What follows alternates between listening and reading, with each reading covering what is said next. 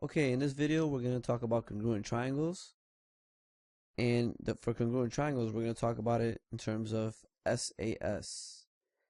So what is SAS? Well, SAS stands for side, angle, side.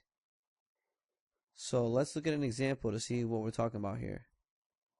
So here I have two triangles, and let's say that I know that I have one side congruent to another side. So one triangle side is congruent to another side in another triangle. Then I also know I have a second side that's congruent to another side in another triangle.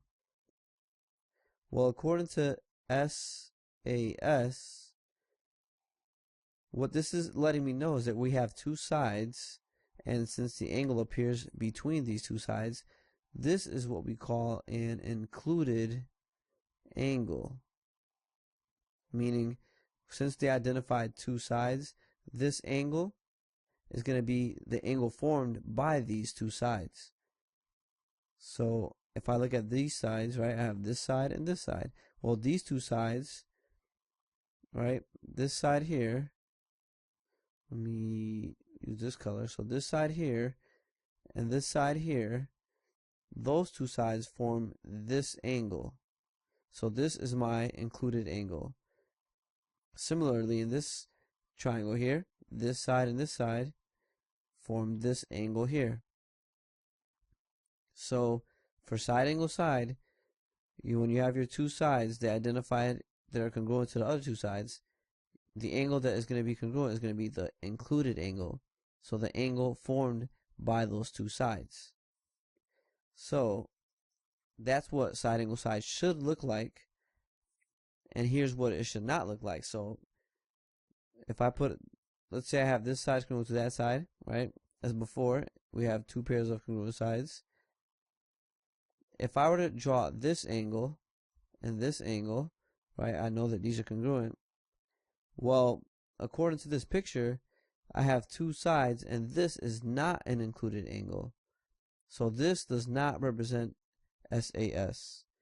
So this is not SAS again. So again, this angle has to be the included angle. Similarly, if I were to draw the angle over here, well, this angle is not formed by these two sides, therefore, this is not side angle side. So that's not a good representation of side angle side.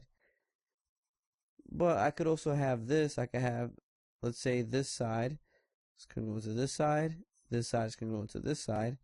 Well, what's the included angle for this side?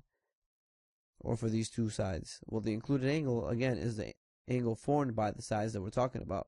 So if I look at these two sides, what I kind of do is I mentally picture myself tracing this with a pencil, and I can see that this right here, it forms the V shape. It gives me this angle. That's the included angle, the angle formed by those two sides. And then again, I have these two sides. Well, these two sides form this angle for the same reason.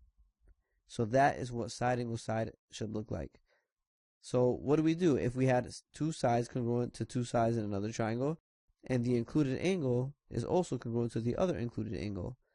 Well, if you know this information, and that's all you know nothing else, this is actually enough information to let us know that the two triangles are congruent.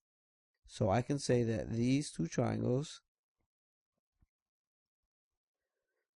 and that they're congruent. So these two triangles are congruent, and the reason would be by side angle side.